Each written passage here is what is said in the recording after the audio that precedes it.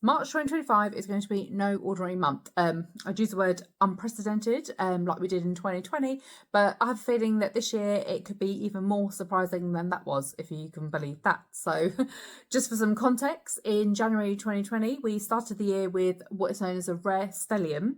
And for those of you who don't know what a stellium is, it's effectively a gathering of 6 planets in the zodiac sign of Capricorn. And we all remember what came after that, just 2 months later. So this year in March, not only is it bookended by 2 of the most important new moons of the year, but this month there's going to be a rare stellium of 5 planets in the sign of Aries. Now, that starts with the 1st of March. Venus will be going into retrograde. Now, Venus is already in the sign of Aries, and it arrived here in February. On the 3rd of March, Mercury will be joining the party, and Mercury will also be going into retrograde from the 15th of March as well. 20th of March, the sun will be arriving. It's kind of what we know as Aries season begins. And then on the 29th of March, we have a new moon solar eclipse in the sign of Aries as well. And finally, before the month is done, we will have Neptune joining the party as well on the 30th of March.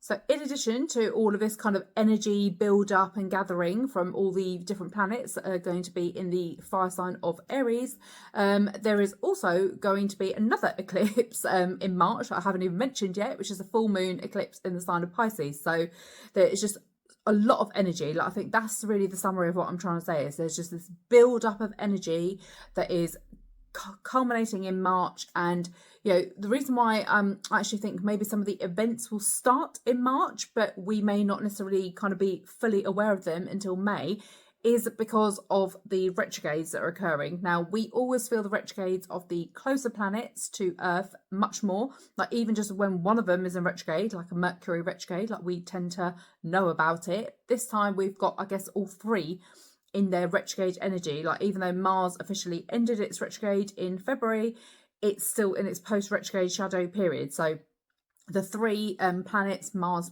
Mercury and Venus, are all going to be in retrograde. And retrogrades are known to like slow things down, like take things back to the past, like unfinished business, if you will. So this is why I feel like May, when the retrogrades are over, is going to be more of like the equivalent of, you know, letting the plug out of the bathtub, if you like, and all of that energy will really start to move. And I know that's actually kind of contradictory in a way as well, because eclipse energy that will also be happening in March is all about, you know, like building things, like moving things at like breakneck speed and getting things going really quickly. So, you know, the only way I can describe how the energy might feel in March is a bit like trying to accelerate with your foot on the brake, if that makes sense. So yeah, a lot of energy building up in this month, and obviously where it will lead to is anybody's guess. I mean, I wish I could predict exactly what is going to happen. I can tell you that the things that are occurring in the news in the build up to this kind of period are all probably clues as to what is coming. So whether that's something that is politically motivated, whether it's linked to some kind of war related aspects, certainly freak weather with all this energy from the different planets, whether that's, you know, some kind of natural disaster that's linked to what it is. I mean, if you are seeing videos around drones and whether there'll be some sort of weird UFO type disclosure, that is another example, as crazy as it sounds, because after 2020, I mean, let's face it, nothing sounds that crazy anymore.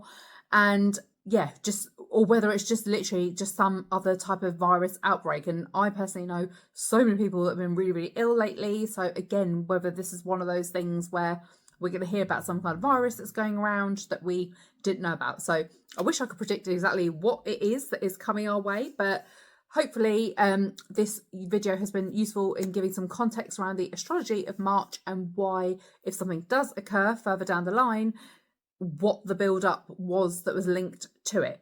Obviously, these are just some of my theories based on, I guess, what has been occurring in the news lately, but I'd love to know what you think may be occurring or what could be coming our way as well.